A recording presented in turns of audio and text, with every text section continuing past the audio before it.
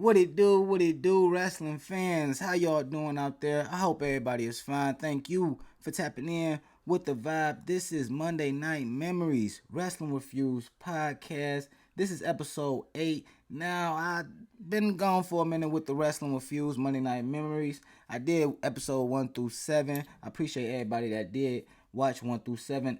I don't have them on the channel as of right now. I may re-upload them on the channel, but for now, we're going to start with episode 8 and get it fresh and keep it going.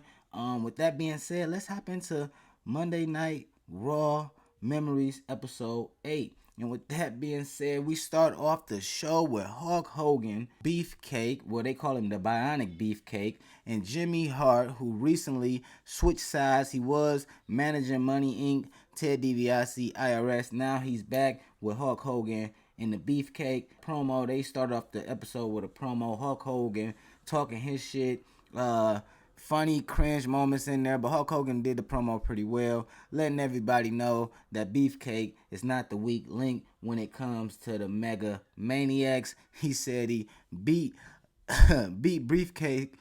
Sorry about that. He said he beat Brutus the Barber Beefcake upside the head with a metal suitcase for a whole week. So just to ensure he's not the weakest link of the squad. Other than that, Jimmy Hart was able to get the contract signed, so the Mega Maniacs will face Money Inc. for the Tag Team Championships come WrestleMania 1993. We still got our normal 3, Vince McMahon, Macho Man Randy Savage, and Rob Bartlett with the jokes. Vince joked on the fact that they had quote-unquote Elvis appear last week on Raw. It was Rob Bartlett dressed up as Elvis, I'm pretty sure. And then Macho Man and Rob Bartlett began to promote a few matchups for tonight's Raw. The first matchup, we saw a tag team matchup with Virgil and El Matador versus the Money Inc., the tag team champions, Ted DiBiase and IRS. It was a good match if you ask me. The match started off with Ted DiBiase and El Matador. El Matador was able to get the upper hand, and Virgil was so eager to get his hands on his former boss, Ted DiBiase, that he asked to get in the ring. That was a cool spot. As soon as he got tagged in, Ted DiBiase tagged IRS in. Wanted no problems with Virgil right then and there. But, I love Money Inc., so, I'm rooting for them on this match. At the beginning of the match, we saw El Matador and Virgil whooping up on Money Inc. From IRS and Ted DiBiase. They were using somewhat heel tactics. They was keeping IRS in their corner, but they were doing illegal tags. I thought that was interesting. The fact that Money Inc. was showcasing their selling ability, I thought that was dope. To me, it's important for a wrestler to know how to sell and sell good, and Ted DiBiase and IRS were great at selling, making them good heels in my book. But like I said, El Matador and Virgil was doing some slight heel tactics, but the match ended when Money Inc. was able to do some heel tactics of their own and got the upper hand. Ted DiBiase was able to interfere, swipe the leg of Virgil. Virgil was distracted watching Ted DiBiase. IRS came, gave him a back body suplex. 1, 2, 3. Money Inc. win the match, getting momentum heading into WrestleMania 1993. And that was the first matchup of the night. I say that matchup was okay. They had some good spots in there.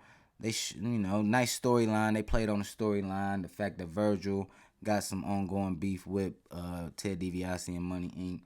Next, we saw Vince McMahon doing a little backstory on the Tatanka and HBK storyline. Tatanka was able to pin HBK not once but twice. No official title match or nothing like that, but he was able to get a 1, 2, 3 on HBK. So a lot of people felt as if Tatanka had the upper hand going into WrestleMania 1993.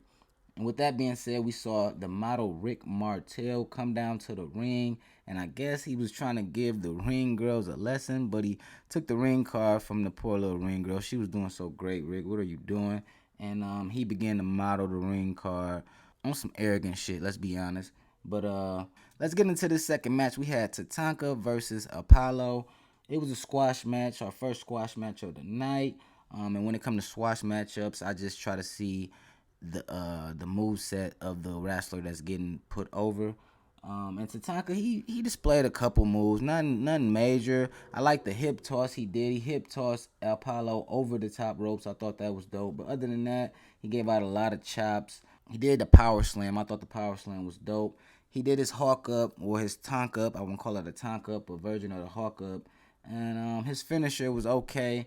I give this match a cool. It wasn't bad, but it wasn't great or good as well. So it was a cool squash match for Tatanka, giving him a little bit of motivation going into WrestleMania 1993. So you see kind of the agenda and the game plan for McMahon, putting Money Inc. in the match, letting them win. They will be showcased at WrestleMania coming up in a big match. He also put Tatanka in the match, letting him win. He will be showcased at WrestleMania in a big match for the IC title. And let's keep it going. From there, we see my main man, Mean Gene Okerlund, with his WrestleMania update, basically letting us know that Hulk Hogan and Beefcake will face Money Inc., Ted DiBiase, and IRS for the WWF Tag Team Championships. Also, Bret Hart will face the undefeated Yokozuna for the WWF Championship. Yes, it's going to be a double main event. Both of those matches are considered main events. And also, he touched on the Undertaker versus Giant Gonzalez. Another cutscene of Rick Martel coming down to the ring and basically interrupting and bullying the card girls. Well, you let these pretty women model the ring card, Rick. But salute to Rick Martel because he was getting heat. He was building heat in New York when he did that. So I thought that was dope. The crowd didn't like when he started taking the ring cards. So he was building heat as a heel. You got to respect it. Match number 3, we saw Papa Shango versus Mike Edwards. Another squash match. This squash match was better than the first one. Papa Shango really displayed some dope moves. A lot of power and force in those moves. It was a nice match. Body slam. Fucking the splash in the corner was good. Man, like I said, a lot of power and force behind his moves. Back body drops were dope. He even taunted Mike Edwards because he had the 3 count like twice, but he just let it be a 2 count, and he stopped the pin just to give him more pain. Papa Shango was really put a shoulder breaker on Mike Edwards to end the match. 1, 2, 3. Squash match, yes indeed, but I got what I like out of a squash match by looking at this match. So salute to Papa Shango. I thought it was a good match, and also it was just dope to see Papa Shango display that move set. When we know him from being the Godfather, and then for some reason I can't remember his name when he was with the Nation of Domination. It probably come up during this episode, and I said. Before we keep it moving, I want to just stop and say I appreciate everybody for watching this video. And if you're still watching this video, make sure you hit the like button to help out the video, help out the channel. If you haven't subscribed yet, hit that subscribe button, hit the notification bell to catch more wrestling content on the channel. Now, match 4, we saw yet another squash match. And this time we have Bob Backlund versus Tony Demoro. It was okay. They really displayed traditional wrestling in this matchup. Bob Backlund did a couple hip toss, a nice little wet leg sweep maneuver. Like I said, it was a lot of like technical wrestling. You can tell that Tony had some type of wrestling background. He was able to land one elbow to Bob before Bob just finished him off with a double underhook suplex. 1, 2, 3, win. Also, to note from this match that Vince also stated that we all know Bob Backlund was a ex-champ, but he was a champ before WrestleMania events started, so it was nice to see him around and try to take part in some of these upcoming WrestleMania events, given the fact that he did so much for Vince in the company before. During that match, Vince gives Rob Barkley the opportunity to interview the model Rick Martel in the back, so he sends Rob Barkley back into the back for an upcoming interview with Rick Martel. And while I'm here, I forgot to mention that Shawn Michaels did call into the show during the Tatanka match and basically talked his trash, letting him know that he's going to go into WrestleMania the IC champion. He's going to leave out WrestleMania the IC champion. Tatanka may have got lucky and pinned him twice, but it's not going to happen the 3rd time. But let's keep it moving to the 5th match in the main event match of the night. The final matchup of the night, we saw Rick Martel versus Mr. Perfect. They went at it. Headlocks, shoulder blocks, hip toss, body slam, kick-ups. They had a couple dope spots. It was a spot where Mr. Perfect gave Rick Martel a hip toss, and then Rick Martel kicked up, and then Mr. Perfect gave him a body slam, then Rick Martel kicked up, and Rick Martel gave Mr. Perfect a body slam, then Mr. Perfect kicked up. Little combinations like that. Also, it was a spot in the match that I thought was pretty funny. Rick Martel did a cartwheel reversal on Mr. Perfect, and the crowd laughed, and Mr. Perfect just looked at him. And then a few seconds later, Mr. Perfect executed the cartwheel reversal a little bit better than Rick Martel did, just showing that he's perfect. Long story short, Rick Martel got the best of Mr. Perfect throughout the match. Again, Mr. Perfect was showing his great selling ability, and I love when wrestlers show that great selling ability. Mr. Perfect was another one that sold very, very good. So he took middle of the match, he took a nice little gap of that time, just selling for Rick Martel. Rick Martel was putting in some nice some nice moves. The gut wrench suplex is one that I remember. He got a 2 count. Put a couple holes on Mr. Perfect as well. Mr. Perfect started battling back, hitting with an atomic drop, hitting with a front atomic drop, couple chops, a back body drop. Then went on commercial break.